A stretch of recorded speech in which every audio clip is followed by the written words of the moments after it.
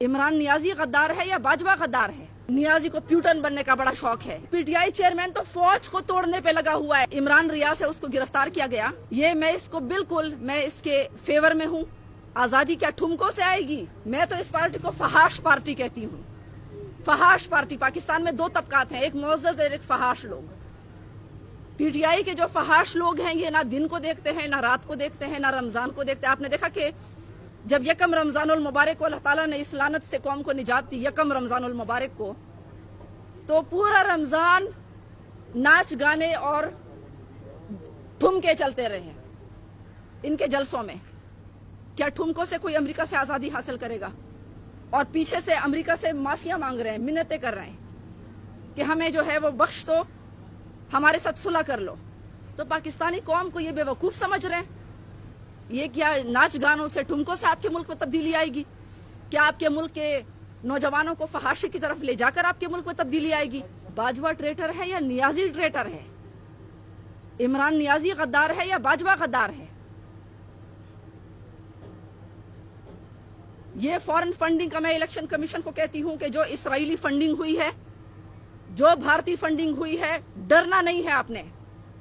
कौम के सामने रखना, ये इस कौम के मुस्तकबिल का सवाल है। ये पाकिस्तान इमरान नियाजी ने नहीं बनाया था, ये पाकिस्तान के लोगों ने बनाया था कुर्बानियां देकर।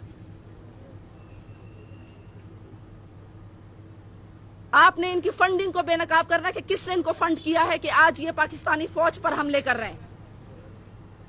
पूरा मीडिया को तकसीम कर दिया, पूरी कौम को तकसीम कर दिया। और मैं तो चीफ जस्टिस सुप्रीम कोर्ट से बड़ी एहतराम से कहती हूं कि आपके मुल्क में अच्छी तरह आपको पता है कि आग लगी हुई है। ब्लू एरिया में किसके कहने पर आग लगाई गई? हमारे शहरियों की गाड़ियों को आग लगाई गई, दरख्तों को आग लगाई गई।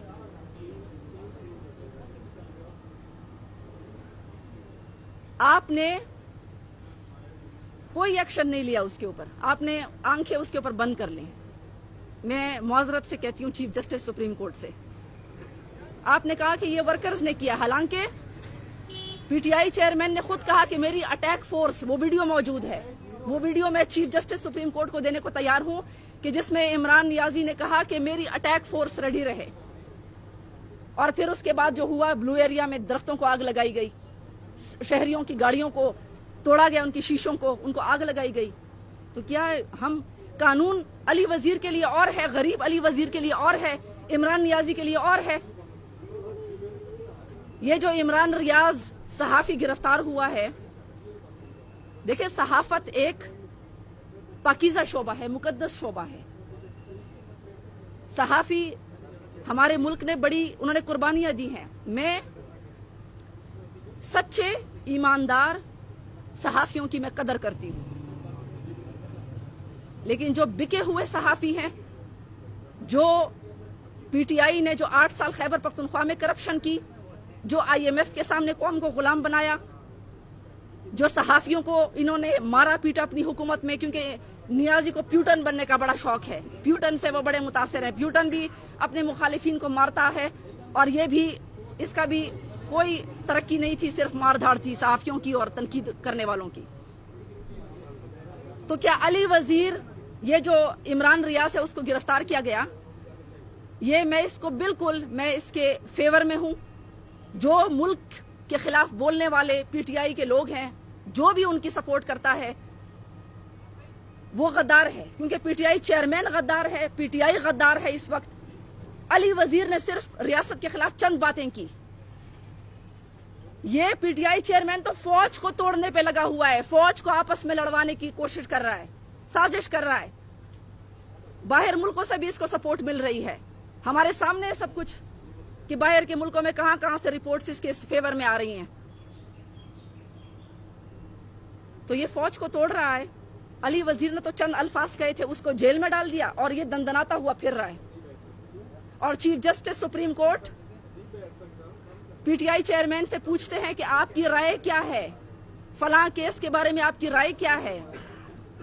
जब मैं बात मेरे मुल्क की होगी तो मैं तनकीद करूंगी, जब मेरे मुल्क की बात होगी, जब मेरे मुल्क के इदारों की बात होगी, یہ سپریم کورٹ کے تقدس کی بات بھی ہے. یہ سپریم کورٹ کو بھی ڈرا رہے ہیں, سپریم کورٹ کو بھی دھمکا رہے ہیں, ان سپریم کورٹ کے خلاف بھی یہ ٹرینڈز چلاتے ہیں. کیا ہمارے ججز کو ڈرنا چاہیے ان سے؟ آپ ان کی رائے پوچھتے ہیں کہ فلاں کیس میں کیا رائے ہو. میں نے سو موٹو کے لیے درخواست کی چیف جسٹس سپریم کورٹ کو, آج تک مجھے کوئی جواب نہیں آیا اس کے اوپر. اور اسلام آباد ہائی کورٹ میں نے بھیجی, مجھے جواب موصول نہیں ہوا. تو میں کہتی ہوں کہ پاکستان میں قانون امیر اور غریب کے لیے ایک ہونا چاہیے. عام آدمی جو بات کرے گا اس کو جیل میں ڈال لیں گے, اور جو طاقتور آدمی ملک کو آگ بھی لگائے گا, فوج کو بھی تقسیم کرے گا, کرپشن کے پیسے بھی کھائے گا. کورونا کا فنڈ کھا گئے پی ٹی آئی والے. شرم کی بات ہے, جب پوری پاکستان میں کورونا پھیلا ہوا تھا تو ان لوگوں نے کورونا کا فنڈ کھا لیا. جو دوست ملکوں نے کورونا کے پیسے بھیجے تھے وہ انہوں نے بیچ دیا دوسرے ملکوں کو پیسوں کے عوض. 700% دوائیوں میں انہوں نے اضافہ کیا. اور پھر جو عامر کیانی تھا جس نے 700% اضافہ کیا, کیونکہ وہ تو فرنٹ مین تھا نیازی کا, اس کو عوامی رد عمل کے اوپر فارغ کیا اور پھر پی ٹی آئی کا جو ہے وہ سیکرٹری جنرل لگا دیا. چینی اسکینڈل میں, آٹا اسکینڈل میں, پیٹرول اسکینڈل میں جتنے بھی تھے ان کو فارغ نہیں کیا, ان کو اس سے بھی بڑا عہدہ دے دیا. یہ ہے کرپشن کے خلاف جہاد کرنے والے.